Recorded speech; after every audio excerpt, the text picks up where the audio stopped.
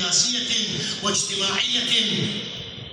أخذت بيد المجتمع من هاوية التخلف إلى باب من أبواب التفتح الذهني والثقافي والإسلامي والعقائدي بصورة معتد بها كما لا يخفى. الفائدة السادسة: ولا يخفى فإن الجمعة كانت أحد أهم الطرق التي تعد لقاء حميما ومثمرا بين الشعب أو المجتمع مع حوزته ومرجعيته وقيادته التي يثق بها ويقلدها ويأتمر بأمرها ويحذو حذوها ولا يخرج عن نهجها ولا يفعل فعلا ولا يقول قولا إلا بعد مراجعتها، وهي في نفس الوقت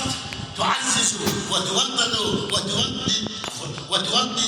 العلاقة بين الحوزة والمجتمع. الفائدة السابعة: إن المجتمع كان في حينها قد وصل إلى ذروة الخوف من الدكتاتورية والظلم، وكان الفروع قد انتشر